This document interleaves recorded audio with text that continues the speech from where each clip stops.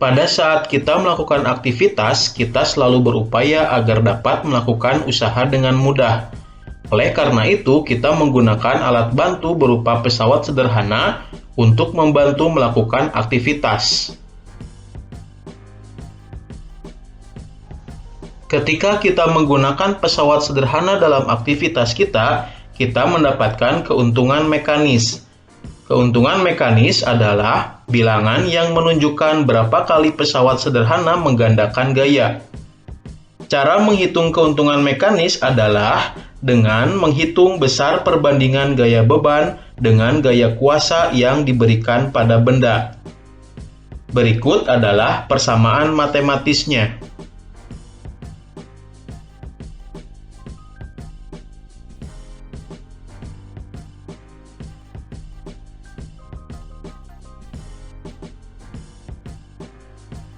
Seseorang dapat mengambil air dari sumur yang dalam dengan menggunakan timba.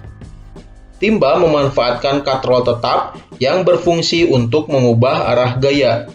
Jika tali yang terhubung pada katrol ditarik ke bawah, maka secara otomatis timba yang berisi air akan terkerek ke atas. Keuntungan mekanis katrol tetap sama dengan 1, karena pada katrol tetap tunggal, gaya kuasa yang digunakan untuk menarik beban sama dengan gaya beban. Berbeda dengan katrol tetap, kedudukan katrol bebas berubah dan tidak dipasang di tempat tertentu.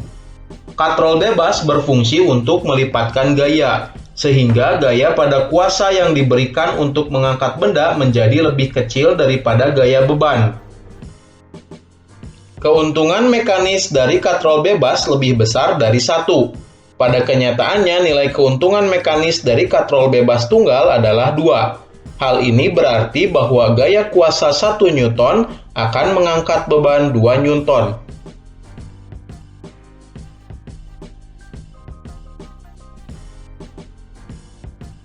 Agar gaya kuasa yang diberikan pada benda semakin kecil, maka diperlukan katrol majemuk.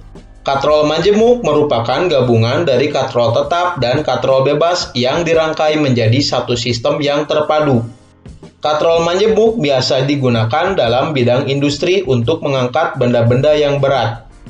Keuntungan mekanis dari katrol majemuk sama dengan jumlah tali yang menyokong berat beban.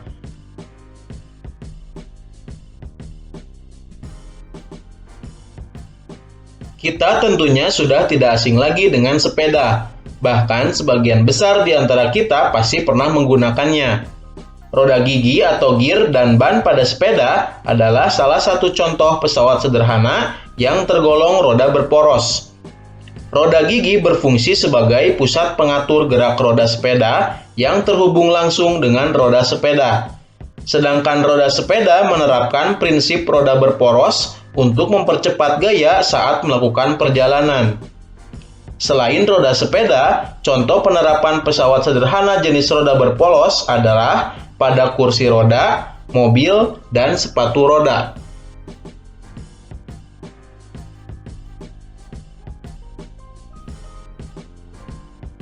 Bidang miring merupakan bidang datar yang diletakkan miring atau membentuk sudut tertentu sehingga dapat memperkecil gaya kuasa.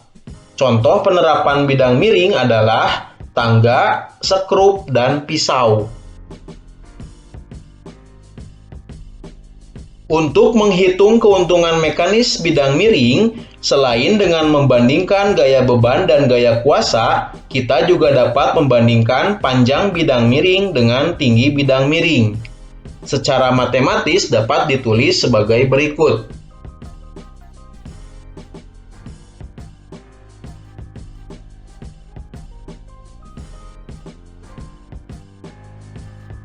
Pengungkit merupakan salah satu jenis pesawat sederhana yang paling banyak digunakan dalam kehidupan sehari-hari. Pengungkit dapat memudahkan usaha dengan cara menggandakan gaya kuasa dan mengubah arah gaya. Agar kita dapat mengetahui besar gaya yang dilipat gandakan oleh pengungkit, maka kita harus menghitung keuntungan mekanisnya.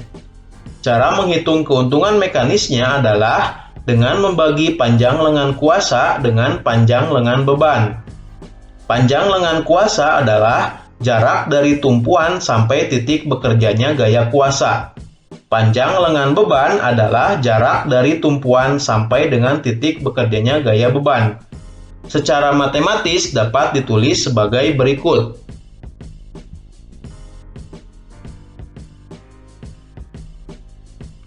Berdasarkan letak titik tumpu, lengan kuasa, dan lengan beban, pengungkit dibagi menjadi 3 jenis. Pada pengungkit jenis pertama, titik tumpu berada di antara gaya kuasa dan gaya beban.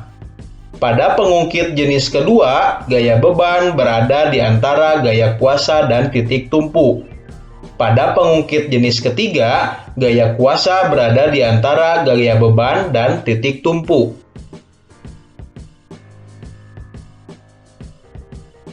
Selain pada peralatan yang biasa kita gunakan pada kehidupan sehari-hari, prinsip pesawat sederhana juga ada yang berlaku pada struktur otot dan rangka manusia. Pada saat mengangkat barbel, telapak tangan yang menggenggam barbel berperan sebagai gaya beban. Titik tumpu berada pada siku, atau lebih tepatnya di sendi di antara lengan atas dan lengan bawah, dan kuasanya adalah lengan bawah.